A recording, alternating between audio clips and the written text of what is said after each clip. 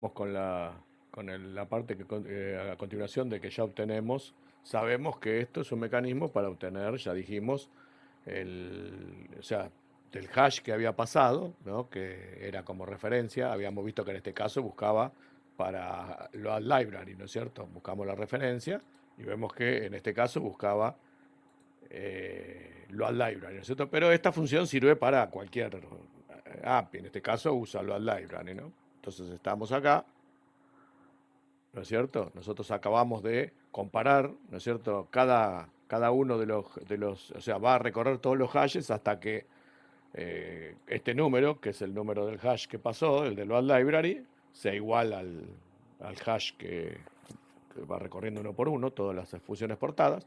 Cuando sean iguales, va a salir. ¿Y el truco acá cuál es? El truco es este de x, ¿no? Vemos que de x que empieza en -1, lo incrementa y empieza en 0 y va a contar cuántas veces, digamos, porque esto empieza en orden, ¿no es cierto? En la tabla de nombres empieza en 0 y entonces va a sacar cuál es el número de la función exportada en la tabla de nombres, que es la que estoy buscando, en este caso la library. O sea, edx tendrá la posición en la tabla de nombres, este edx, ¿no es cierto? O sea que si uno va a ver, sabe que, recordemos que hay tres tablas, está la tabla de nombres, está la tabla de ordinales y la tabla de las direcciones de las funciones. O sea, nosotros tenemos que, usando estas tres tablas, sacar la dirección del library, porque ahora sabemos que es el library. Sabemos que comparamos la string y todo, pero necesitamos la dirección de la función. Y eso lo vamos a hacer a continuación en este pedacito que falta acá abajo. Para eso partimos de esta posición. Si vemos acá lo que nos explica el truco más o menos con un pedacito de código, vemos que lo que hace en este caso es también hacer un for y este name index va a ir lupeando hasta que compara, va buscando todos los nombres, ¿no es cierto?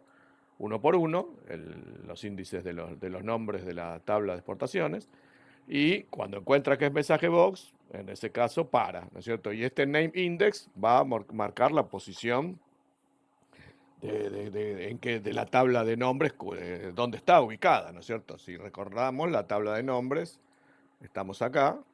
Recordemos, acá está la estructura Export Directory, que si nos recordamos era esta, ¿no? Image Export Directory, y tenía esos tres offset a la tabla de funciones, a la tabla de nombres y a la tabla de ordinales. Son estos tres que están acá. Acá IDA ya nos lo resolvió, pero recordemos que son offset, ¿no es cierto? Hay que sumarle la base, acá ya lo resolvió.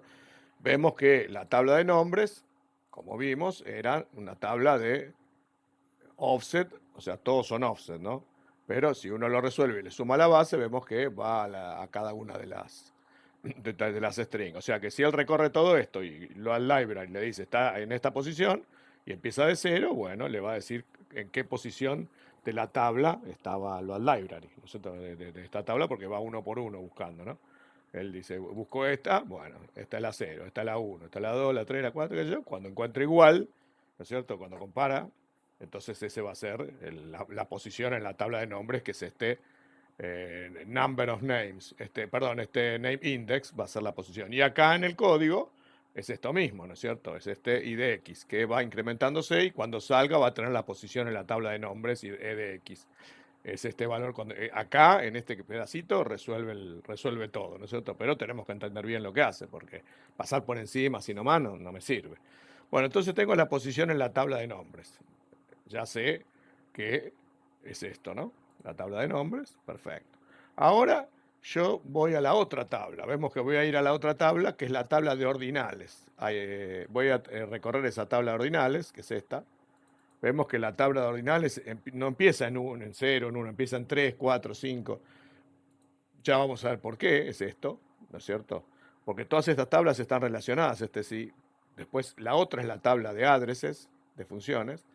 Vemos que la tabla de addresses de funciones, que empieza acá, casualmente vemos que no empieza, o sea, ese 3 significa 1, 2, o sea, es o sea, que empieza 0, 1, 2, 3, o sea que la primera función es la que nosotros buscamos, o sea, el ordinal me indica la posición en la export table. Y este contenido, este offset que está acá, sumado a la base, me da la dirección de esta función, ¿no es cierto? Todas tienen el offset a donde está la función, y si le sumas la base, te da la dirección de la función real, ¿no es cierto?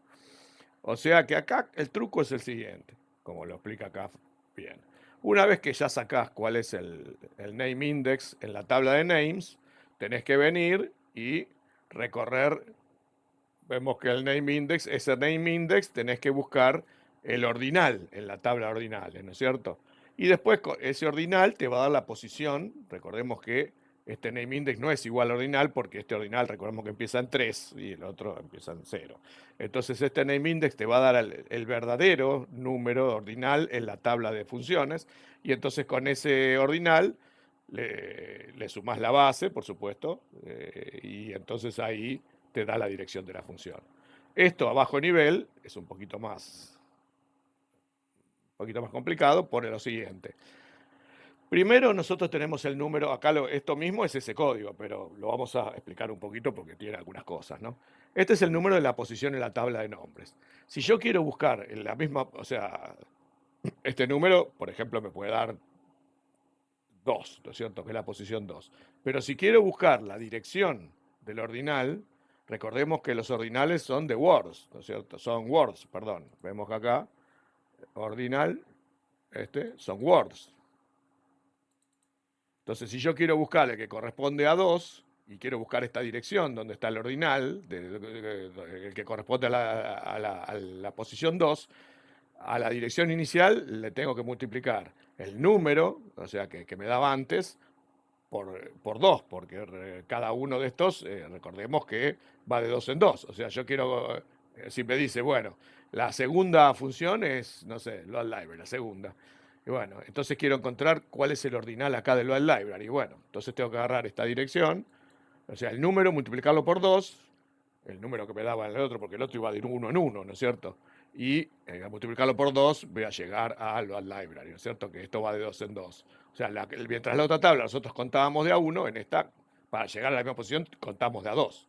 Por eso, en el código, se multiplica por 2, ¿no? Este multiplica por 2, ya que es una tabla de Word, y entonces la dirección la dirección donde está el address of ordinal lo multiplica por el índice por 2, ¿no es cierto? Y eso me da la dirección del ordinal, ¿no es cierto? Eh, del ordinal en este caso del load library. Acá sacaría el ordinal, ¿no es cierto? O sea, la posición en la tabla, de las direcciones, ¿no es cierto? Entonces, una vez que saco el ordinal de acá, ese ordinal me dice que, por ejemplo, en este caso, un número. Y en este caso lo tengo que multiplicar por 4 para hallar la dirección, porque en este caso es una tabla de The Word y lo tenemos que multiplicar de 4 en 4. Esto es porque si yo vengo acá, ¿no es cierto? Volvamos a la tabla normal. Vemos que esta tabla va de a 2, pero la tabla de funciones, la tabla de las direcciones de funciones, va de 4 en 4. ¿No es cierto? Vengo acá y entonces esta va de 4 en 4. Entonces, si me dice, sí, es la 5, bueno, la 5, pero desde el inicio para llegar a la 5 tengo que multiplicar por 4. Entonces, eso es lo que hace acá. Multiplica por 4, al índice que le dio el ordinal, lo multiplica por 4, y entonces a la dirección, al inicio de la dirección de funciones, le suma ese número y le da la dirección donde está digamos, el offset de la función buscada. Esta sería la dirección, en este caso, del load library, donde está el offset del load library. Entonces acá saca el offset del load library, después lo suma a la base, ¿no es cierto? Y ahí obtiene, bx era la base, y entonces obtiene la dirección buscada, que es la que busca acá. Ahora lo vamos a ver acá ejecutando para que no sea tan complicado. Vamos a venir donde estamos acá, a ver si estamos en la zona. Sí, acá estamos justito. Vemos que vamos a convertir esto en una función, acá, así. Esta es la función en la que estábamos nosotros justo. La vamos a convertir en función.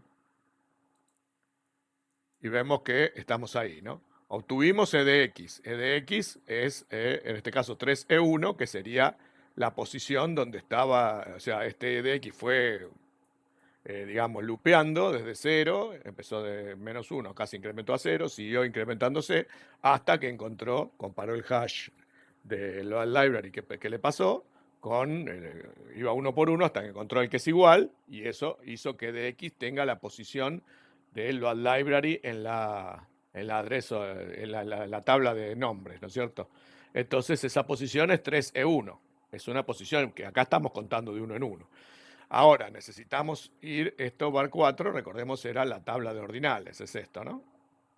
Acá estamos, acá. Esta era address of ordinals, ¿no es cierto?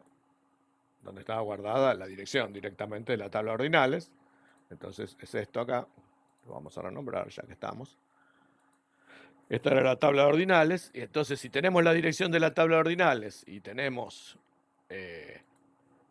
como esto lo multiplicamos por 2, entonces vamos a obtener, en este caso, vamos a obtener la dirección del ordinal de load library, ¿no es cierto? Este de AX va a ser el inicio de la tabla, la dirección, más la posición, o sea, esto sería el índice por 2 de donde está load library, porque en este caso va de 2 en 2. Para encontrar lo mismo tenemos que multiplicar por 2.